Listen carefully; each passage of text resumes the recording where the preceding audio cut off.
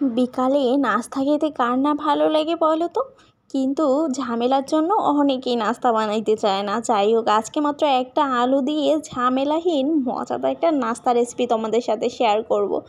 আসসালামু আলাইকুম আমার কলিজার ভাই বোনেরা, তোমরা সবাই কেমন আছো? আল্লাহর রহমতে আমি অনেক ভালো আছি। আবারও চলে আসলাম ব্লগের নতুন একটা ভিডিওতে নতুন একটা রেসিপির সাথে। আজকে সহজ একটা নাস্তা রেসিপি শেয়ার করব।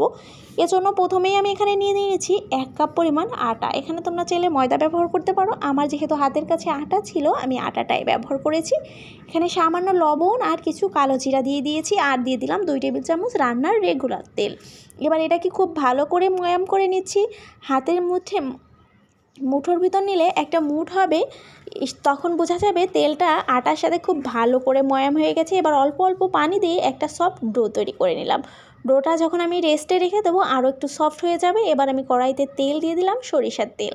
সেখানে দিয়ে দেবো সামান্য পেঁয়াজ কুচি। পেঁয়াজটা ভেজে নিয়ে দিয়ে দিলাম এখানে হচ্ছে রসুন বাটা। রসুনটাকে আমি একটু কষিয়ে নেব। রসুনটা যখন একটু কষানো হয়ে যাবে, এ পর্যায়ে এখানে আমি দিয়ে দিলাম অল্প পরিমাণ একটা আলু থেতো করে, আর দিয়ে দিলাম ধনিয়া পাতা, আর দিয়ে দিলাম গরম মশলা গুঁড়া, স্বাদ মতো লবণ, আর একটু ভাজা জিরা গুঁড়া আর চিলি ফ্লেক্স। খুব ভালো করে নাড়িয়ে চাড়িয়ে নামিয়ে নিচ্ছি। কালারটাও চেঞ্জ হয়ে গেছে। এবার সে আগে থেকে যে ডোটা বানিয়ে রেখেছিলাম, সেই ডোর থেকে অল্প একটু ডো নিয়ে নিয়েছি, দেখতেই পাচ্ছ একেবারে সামান্য। এবার এটাকে একটা লিচির মতো কেটে নিচ্ছি। এটা কিন্তু লুচি যতটুকু হয় ততটুকু করেই নিচ্ছি, অনেকটা বড় করার কোনো প্রয়োজন নেই। এবার যে পুরটা রেডি করে রেখেছিলাম, এবার পুরটা হাত দিয়ে চেপে চেপে একেবারে কোনার ধার পর্যন্ত দিয়ে দিলাম, যতটা দেয়া সম্ভব। দেওয়ার পরে আমি ভাঁজ দিয়ে নিচ্ছি। আমি কিভাবে ভাঁজ দিয়ে নিচ্ছি দেখতেই পাচ্ছ। তোমরাও সেম প্রসেসে সেম ভাঁজ দিয়ে নিতে পারো, চাইলে অন্য ভাঁজও করে নিতে পারো। যাই হোক, আমার এটাই ভালো লেগেছে, আমি এভাবেই করে নিলাম।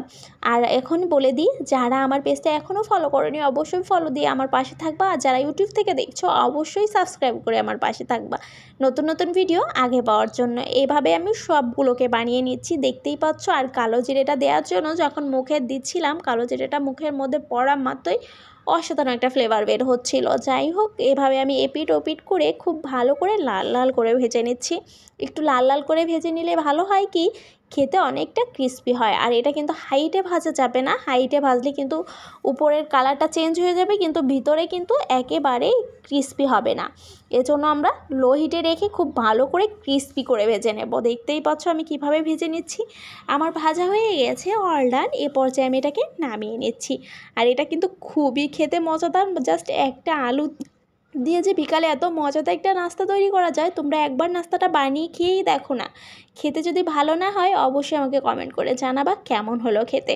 আজ এ পর্যন্তই, সবাই ভালো থাকবা। আমার ভিডিওগুলো যদি ভালো লেগে থাকে অবশ্যই লাইক কমেন্ট শেয়ার করে আমার পাশে থাকবা নতুন নতুন ভিডিও আগে পাওয়ার জন্য। আল্লাহ হাফিজ, আসসালামু আলাইকুম।